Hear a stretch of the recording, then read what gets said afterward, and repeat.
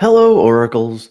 Well, Tesla stock continues to crash. Now, people can call it a crash, but realistically, we are just pulling back to the levels that we were at prior to the election. And I've been saying it all along, the run that we had from the election until now was all just a bubble. It was a big sentiment bubble that was in the stock and many other stocks that were out there as well, and we've now just flushed that out.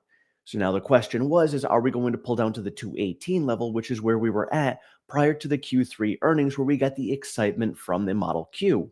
Well, now here we are just about to finish closing that gap down at 218. So now we've retraced all of our steps back to pretty much prior to Q3 earnings. Now, again, there have been two big jumps since then. One from the Q3 earnings with the Model Q, and then one with the election and that big jump there.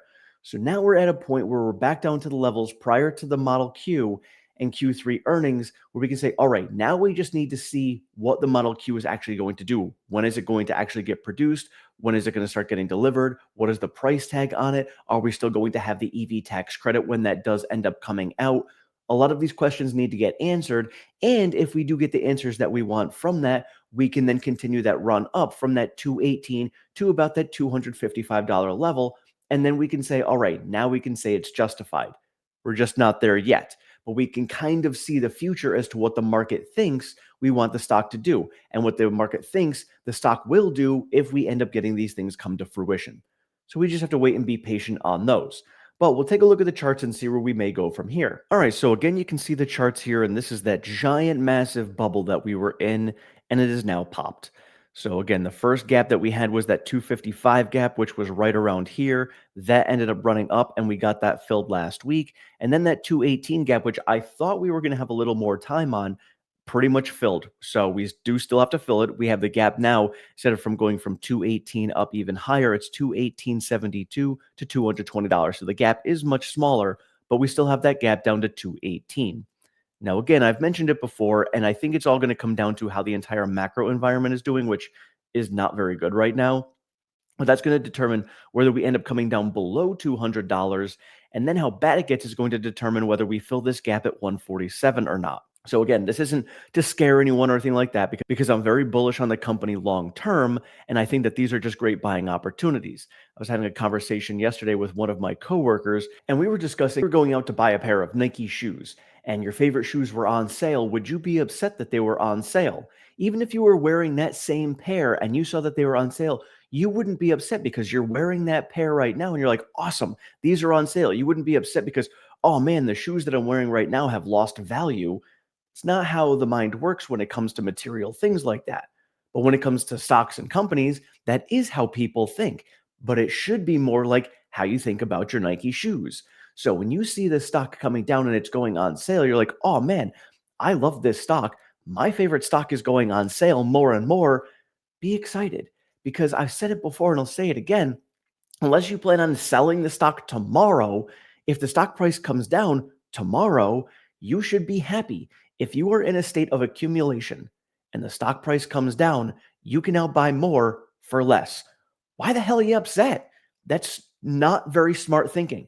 And then, of course, what happens is we see it spread throughout the entire community where people just can't understand, well, why is it coming down?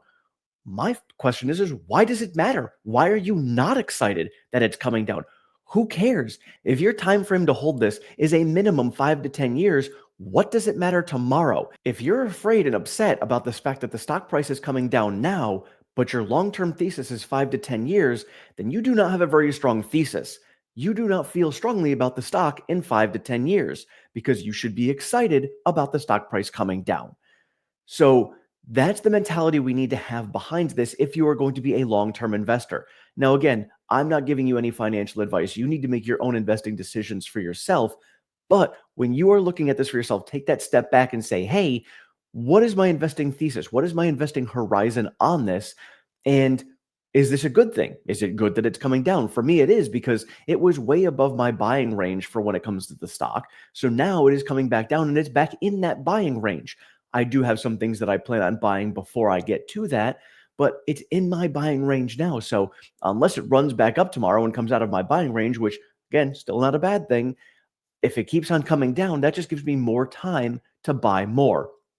So I am excited about this. And again, I really just kind of take it back and see what the market gives me. Whatever the market gives me opportunities, I take advantage of those opportunities. And I've set myself up with a lot of cash on the sidelines and a lot of cash flow coming in to be able to take advantage of these opportunities. It's exactly what I've been preaching for the last few years is just be ready to take advantage of these opportunities. That's really it, because nobody knows what tomorrow is going to bring for the stock market. All you can do is be ready and react to what's going to be happening. You could kind of take a look at some charts, see what's going on in the macro environment, see what's going on in the companies specifically to say, maybe I can sort of predict the short term, near term future on this. But otherwise, long term, you can kind of see this is the trend that the company is going on. So, unless something catastrophic happens in the next couple of years, we are going to be on that trend and we should be hitting those 5 to 10 year goals. And then in turn, if we get lower stock prices, you could buy more for less and thereby multiply your returns even more because you bought at a lower price. So that's kind of where I'm at right now with all of this, is excited about it coming down. And this is kind of what we had been calling, and I've been calling it since the beginning of the year. This is sort of looking like a 2022 type scenario where back in 2022, we had the interest rates going up. So the entire stock market and the NASDAQ came crashing down. And now we're at a point where we're expecting the rates to be coming down, but the Fed is holding them higher for longer. So a lot of the lower interest rate prices had already been built into the stock price, because don't forget that then analysts look 12 months ahead. We're looking at institutions looking 12 months ahead. And this time last year, they were anticipating interest rates being much lower than they are right now. We're now at the point where we're looking 12 months ahead, where those interest rates in a year from now were anticipated to be around that 3% range, are probably not going to be anywhere close to that. So the stock market is now pricing back in higher for longer. Then you start factoring in tariffs on top of that, and that's now looking 12 months down the road. And there's a lot of fear about inflation coming back, the stock market not doing well, a lot of earnings and the bottom lines of a lot of these companies not doing well. And if those bottom lines are looking healthier, that means that the consumer is going to be hurting even more. And the consumer right now is already hurting.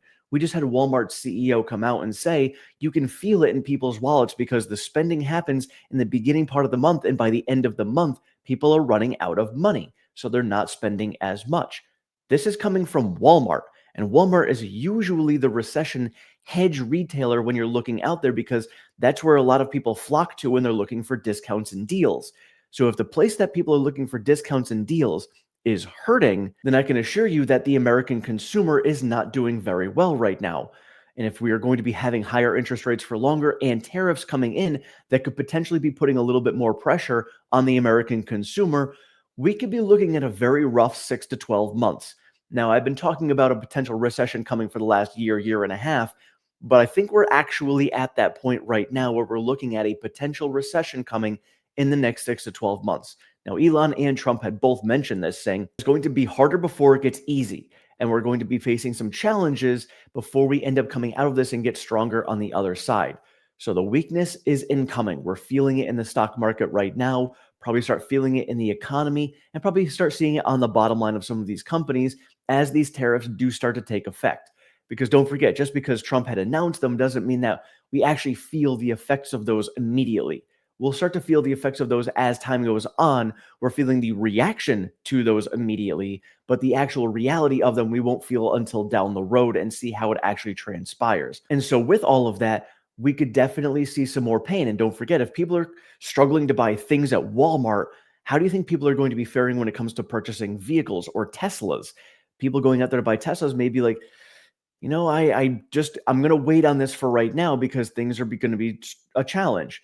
Maybe we do get to a point where Tesla comes down on the prices because the pricing power that they have, and they're really going to be able to come down on that. But the pricing power for Tesla just started coming back, and it's not really all that strong. So they don't have a lot of wiggle room there either.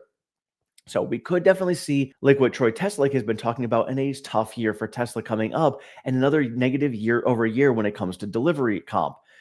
So again, not horrible. It's not like it's a massive negative. It's about flat, just a little bit below flat. But we still need to get through this higher interest rate time and environment and really push through this before we go back up again. I do think that we will get to that point, but it probably won't end up happening until 2026 to 2027 before we make that turnaround.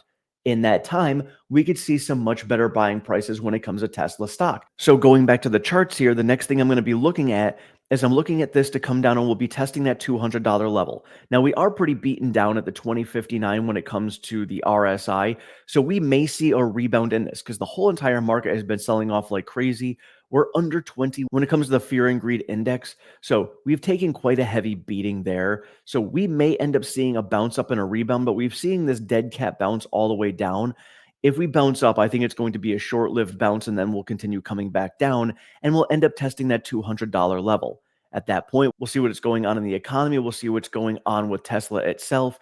If we break down below 200, the line that I'm looking at below and that gap is going to be 147, and we'll track it until there. So that's all I've got for you guys today. Thank you so much for watching. I appreciate all of your support. Have a great one.